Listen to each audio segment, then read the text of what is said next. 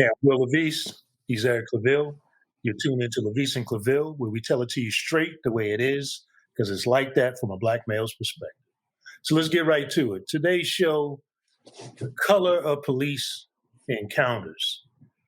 Recently, with all of the cases that have been coming down, George Floyd, uh, Ahmaud Arbery, we've got recent news coming from there. Yeah.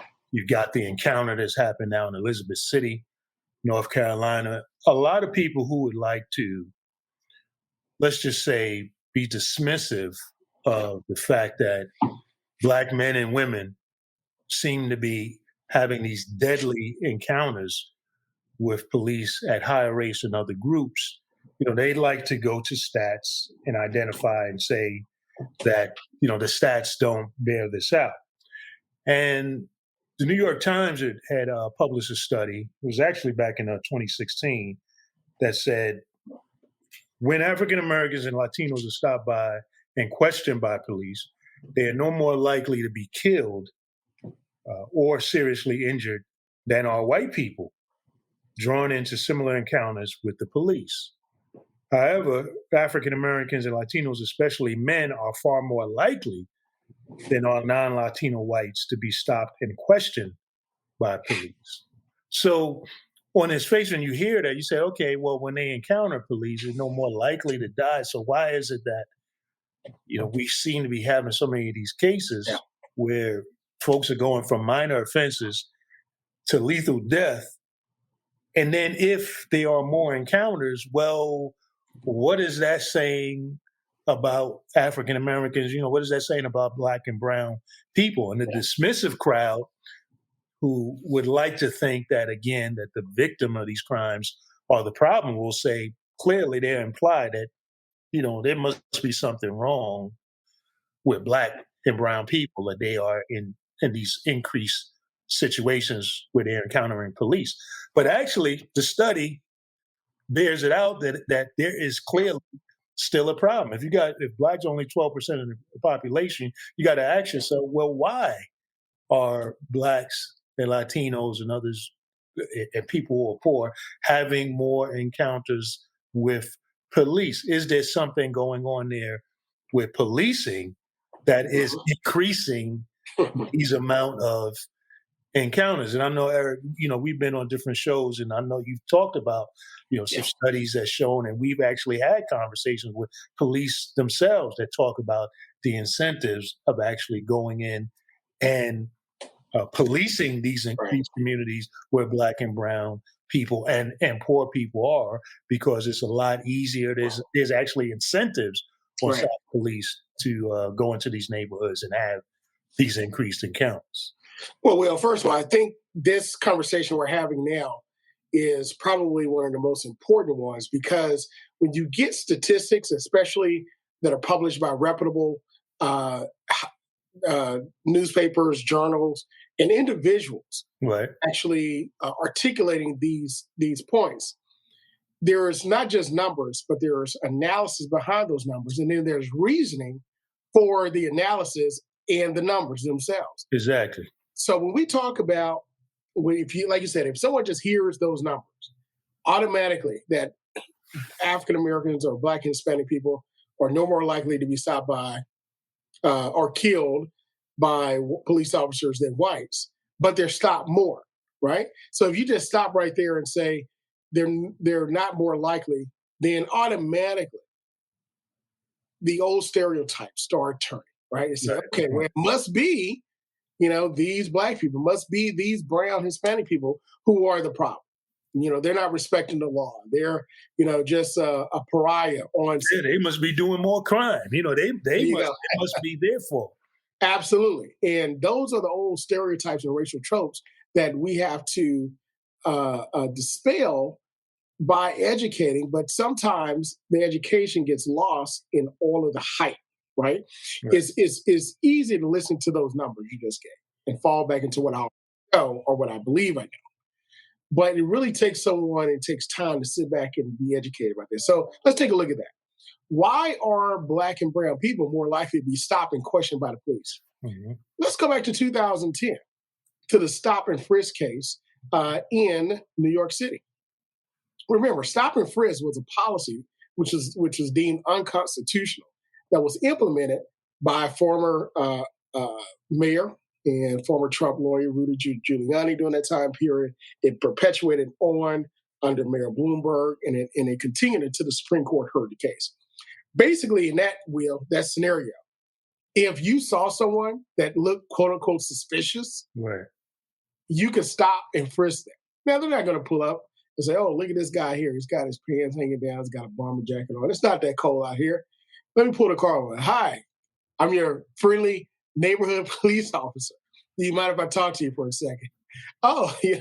Of course, that engagement is not going to go like that. No, not at all. Not at all, which is very much what happened with Trayvon Martin. Here you had someone who wasn't even a police officer, it's a wannabe cop, right? Taking it upon himself. Homeowners Association guy taking it upon himself to decide who and what is suspicious. So because he had a hoodie on, now he's suspicious. People had pointed out, even though he lived there, even though his father lived there, he belonged there. He had legal right to be there. He looked suspicious. Now, people had pointed out that Mark, what's the Facebook guy, Zuckerberg. Zuckerberg, yeah. He wore a hoodie. All the time. All the time. There's a lot of people that wear. Rocky wore a hoodie. Right? Rocky wore a hoodie. They put a statue up for him in Philadelphia, where a fictitious fighter when they got a real champion and spoke at Joe Frazier. But that's another thing. That's another. Not even a plaque. Not even. So again, so now it's what looks suspicious. So if the trope is that dark skin, curly hair, he's wearing a hoodie, his pants are sagging, whatever the case may be, all of these things that equal black or brown exactly is what is considered suspicion. Then now you begin to see, as you said, you start to peel back the layers of the stats to understand, okay, well, why is it that we're having more increased encounters? Is it that by being black or just by being brown, is that automatically put you under suspicion? Is that what we're saying? The answer is yes. But if we admit it, but the evidence continues to show it. Now, if you go back and take a look at New York City Civil Liberties Group, they estimate between that 10-year period, you had about over 700,000 illegal stop and frisk. Now, let's move a step further. The evidence that helped to build that stop and frisk case was gathered by a good cop who did the right thing, but the system came down on him. His name was Adrian Schoolcraft, second generation New York police officer who served in the precinct where his father served. And basically in the briefings, they were being told, hey, get your numbers up. I'm getting calls from downtown.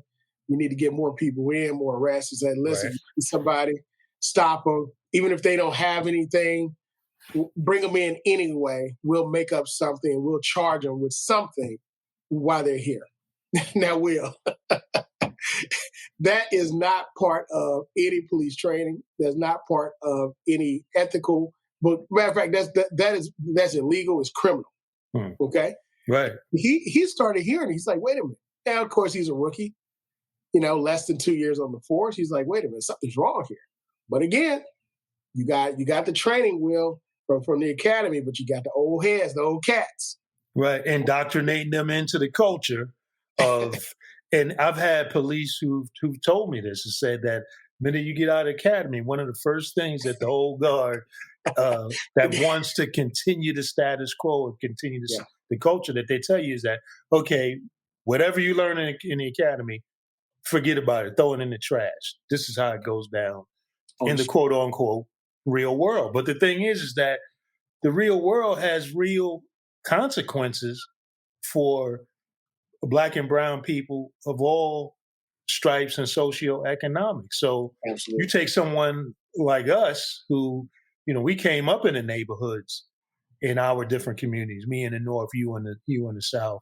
Absolutely. We have gone through life and navigated life without having major crimes and catching cases, Right. gone to school, done everything essentially that the society says you should do to achieve, get an education, raise families. And then now, because of what people want to associate with suspicion, even someone who's Black and is not doing a crime, which is the overwhelming majority of Black and brown people out here, and they're not doing crimes, but they all fall under this cloud of suspicion. I remember, being a columnist, and even when I was a reporter in Arizona and being a columnist in Virginia, and dealing with police, one of the things that they would tell me is that most of the crimes are actually committed by, like, depending on the size of the community, like you get a community like Hampton, most of the crimes are committed by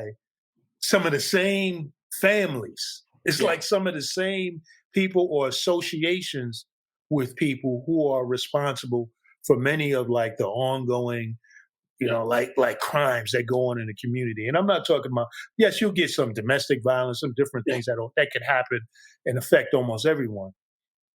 But for the most part, they have a good idea of who commits the crime. Yeah.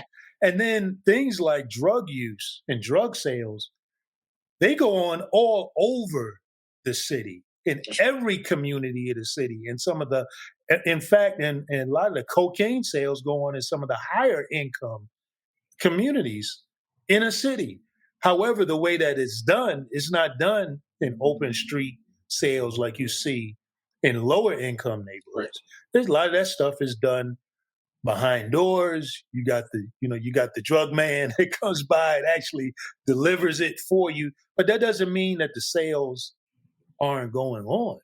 Absolutely. So they have a good sense of where it's going on. And then in terms of policing, they try to limit activities to certain parts of the city where they can really be able to crack down on it, so-called, and have their numbers up in some. But the bottom line is that it's easier to be able to police and to attack and to get away with things when you're dealing with poorer communities, which, because of the way our society is structured, Black and brown people tend to be disproportionately represented in poorer communities, even though the majority of people who are in this country who are poor are white because of the numbers. Absolutely. Now, Will, you've actually hit on something that's actually taught in the academies. Started out, again, I've mentioned August Volker, who is really the father of criminal justice. Born in Louisiana, New Orleans, moved to the Bay Area, first chief of Berkeley, and out in California. And he went through these various experiments and processes, and his book was really the first one used in teaching criminal justice and officers. Right. And what he found was, as a police force, harsher tactics could be used against those who were poor, those who were non-white, those who were Black. No. No. Right. But keep in mind, we're talking like late 1800s, right? Early 1900s. So you could use these tactics on them because they didn't have access to the system or people in the system that they would have that the officers would have to answer to from a economic or policy standpoint, or even hiring, right? So then, but they said those who are wealthier or whiter or have more access, you couldn't do that. That's why when you see Law and Order, when they have a suspect that's down on Park Avenue, the chief says, make sure all your I's are dotted, T's are crossed. I can't have this one coming back on me, right? But if you go down over to Harlem, or Spanish Harlem, they're like, man, look, they get out of the car, don't even put it in park good. Hey, come here. And they throw them up against the wall. Right? Harassment, that type of thing. We'll run you downtown now if you don't give us what we need, those type of tactics. And what can that person do that they threw against that city building, that city wall? Absolutely nothing. Right. And then that person, like you said, that person a lot of times ends up with a public defender.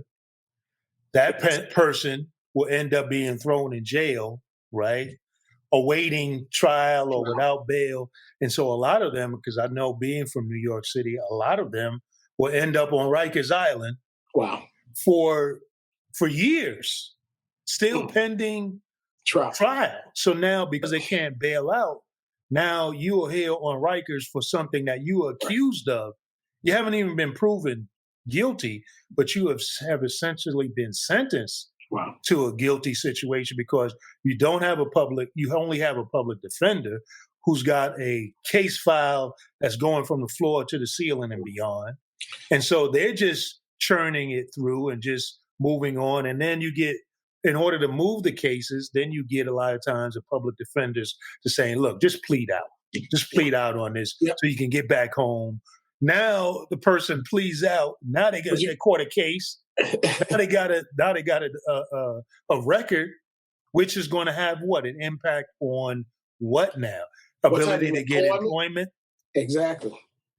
So so now you're ending up you're being kept in this cycle of poverty, of not being able to uplift yourself from the environment, or even being able to have the resources to change the environment in which you live into a more habitable environment. Now, Will, you just touched on something else, and that we haven't even. It's another episode, another show.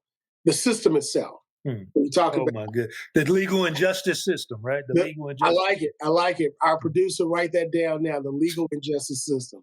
We got it. We got to visit it, because from there we could talk about the bond system. We could talk about the arraignment system. We could talk about the imprisonment system awaiting trial, right? And all of these things are people money is being made on these people. The warrant system, right? I remember I didn't do a lot of criminal work. I only did criminal cases defense for clients from my civil practice. And I remember, going in and I was getting a warrant lifted and getting a continuation for the child of a client that has some ticket issues. And the line, I walked in, and the line in order to pay that traffic ticket, the line in order to deal with whatever was so long. And we're not talking about a district court, we're talking about a city court. And then of course, as an attorney, you just walk up to the attorney window, just have a nice conversation. And for my client, even though he had a warrant, I had it lifted, and we were able to get a continuation and so forth. And it took less than really 10 minutes. It's crazy. But you think about but these persons are able to pay, right? And we're able to defend them and give them the best defense possible. These other individuals, they can't. So they get. So if you come into court and you got a warrant, if you don't know you have a warrant, it's very highly and very likely that you will not leave out of that court. You will be transported, to the holding cell. So these things just continue to roll over and continue on and on and on to where you can't get out of the system once you get in. And then you'll have your license suspended and all these things. And it's all because of something that could have been left with a warning, or something where a person just don't have the money to do it, where the system can say, hey, release you on your own recognizance, and then you come in, you put you on a payment plan, different things like that. We could do a lot of things to help people, but if we help people and keep jails empty, guess what? There's a system that don't have jobs. There's a system that's not getting money to run itself. So what's happening is that with the criminal justice system, we're using poor people, keeping them in debt. It's a fuel. Yeah. Fueling the system. Yeah. Debt is prison to keep our system going. But going back to the interaction with Black and brown people, Agent Schoolcraft, he recorded these unconstitutional, unethical, and illegal orders. Really? Recorded it for X amount of months. When they found out he was recording these and he refused to do what the orders were, they came to his apartment in SWAT gear. Wow. Now, he had a recorder and they found it and they were berating him. But what they did not find was the camera that was recording everything as well. Wow. So they had I'm sorry, it's vice versa. He had a camera, they found that, but he had a recorder hit. Oh, he had a recorder. Okay. So he had a backup. Absolutely. Of course. I mean, he's a trained officer, right? Right. and then they put him into a psychiatric ward. Okay, threw the key away, and the only way his father found him is because he knew someone at the precinct. He was a retired 30-plus year officer, and from there, he found his son, able to get him out. He continued to be harassed by the New York police. He settled a civil lawsuit as a whistleblower for about $500,000, $600,000. But think about this. It took all of that. We talk about good officers, right? People say, 90% of officers are good, or 95% are the majority, which I don't know where they get those numbers from or what variables they're using to determine who's good and who's not. But here's an example of one good officer doing the right thing, and the entire system, the largest police system in the United States, came down crashing on him, right? Wow. With military tactics on it. Absolutely. And he could have lost his life in there. Who knows? But the point I'm making is that evidence that he had was actually utilized in the federal stop and frisk case in New York in order to deem that unconstitutional. So think about that. If the ACLU or the New York branch is right, or even if they're close, off by 3-5%, maybe 7%, you got over 700,000 people who were illegally stopped and frisked who got into the system unnecessarily, who were Black and brown. Well, I think about, you talk about them storming his house with military tactics. SWAT. That's at the core of what the whole defund the police or abolish the police, even though that language can be confusing for a lot of people. That's really at the core of what this is about, is this militarization of the police and how they come into Black and brown communities, targeting and occupying Black and brown communities. So now you got in Elizabeth City, you got Andrew Brown, who's become the latest case of this over policing, this overboard approach when it comes to, again, Black and brown people, because of the perception that we are so much more violent, we are so much more of a threat. And, here we go, just got through George Floyd, and here we are, these other cases erupting, this being one of them. And just recently, the issue of the transparency with the body cam and the recordings being shown. And then we see in one of the street cameras that the city has, you see the police, the sheriff's department coming up in a pickup truck, militarized, a combination of militarized and also good old boys on the pickup truck coming to wrestle us up some. It's just so mind-boggling, man, and painful to be able to watch and to say and to wonder, does policing have to be this way in our communities? Again, the question of, are we having more encounters and that's leading to the higher number of deaths? But is it that the police are also coming in and targeting our communities in this militarized way that is already putting everybody in a posture, putting them in a posture of lethal force? Absolutely. And I think that is really where we're at, and what we really need to be dealing with, instead of tossing out stats and trying to be dismissive of what the problem is. Well, again, you hit on something very important, and that's perspective and perception, right? Mm-hmm. Perspective is that, we have to come in this harsh style because our perception is that Blacks are more dangerous, right? Black men have superhuman strength. You know what they said about Rodney King? And it isn't what they said about Michael Brown? Exactly. What they said about George Floyd? Isn't that what the Black codes and slave codes said about Black men? Eric Gardner. That's why they all felt they had to wrestle him down. Superhuman strength. Right. Yeah. So again, and now to me, if you have to use that type of force on one man and many men, then that also speaks to a level of inferiority as well. So you have to address both sides. Either you're lying, or there are some other issues of inferiority that we have to deal with. So you don't actually have that. And also, I will say that the images of Black men and brown men that we are perpetuating involuntarily and voluntarily in music, in film, in advertisements, it doesn't do us any. It doesn't do. It doesn't help. It certainly doesn't help because, as you said, we don't have the advantage of being viewed in a 360-degree view. Absolutely. That there are all types of black men within the community of black men. We have that kind of view when it comes to white men. I mean, if a white man goes and sprays an entire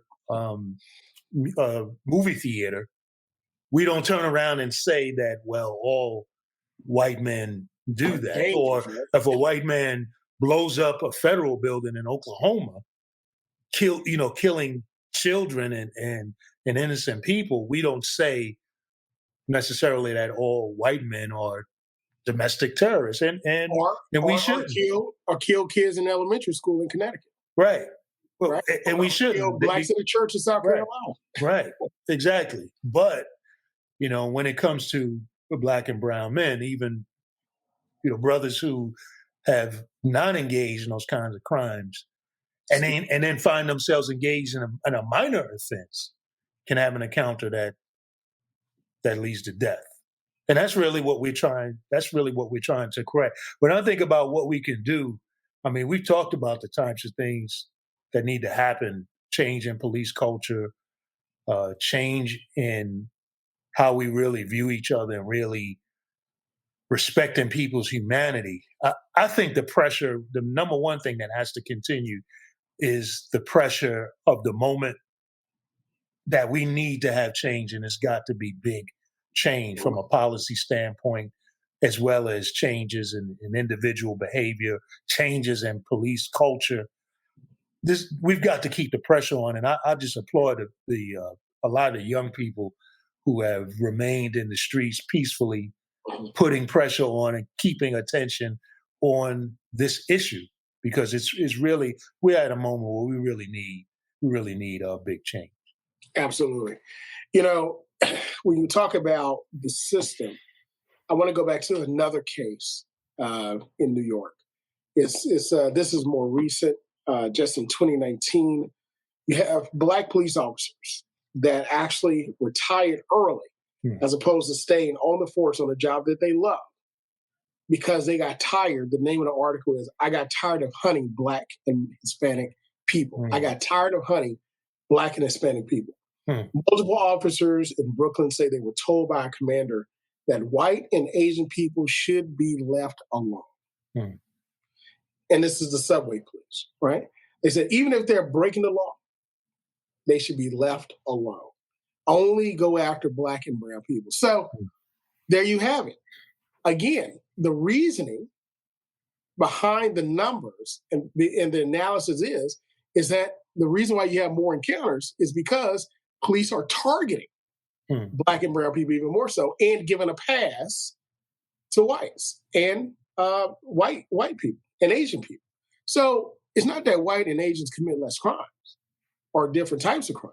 It's just that their crimes they're not being held accountable for them, in this particular argument. So you have a class action lawsuit of officers who love what they do, had to retire early in order to bring it, by the way, because, in the few cases that I did litigate in employment discrimination, and I stopped that area because it's so taxing, it's very heavy. Hats off to all the warriors that do it and absolutely actually represent plaintiffs in great cases, because there's a lot that goes on. It's really tough to bring an action like this against your company or individuals that you work with and still stay there and work. Okay. Yeah. I mean, people say, "Oh, I'll sue you," and I'm like, yeah, okay. That could be very toxic and taxing. But these men and women, they said, we're going to do the right thing. And in order to do that, some of them had to retire and do it. But again, it shows that it is a bias. It's not implicit, it's explicit, right, and intended. Okay. So we can't really, in a lot of cases, all right, not every case, but in a lot of cases, I want to put that disclaimer there. So we can't really dress this thing up, with flowers. No, you can't. You can't. So I guess, what we have to do, Will, as African Americans and as America, is that we got to stay vigilant. We got to stay read up. We have to stay studied. Study to show ourselves approved.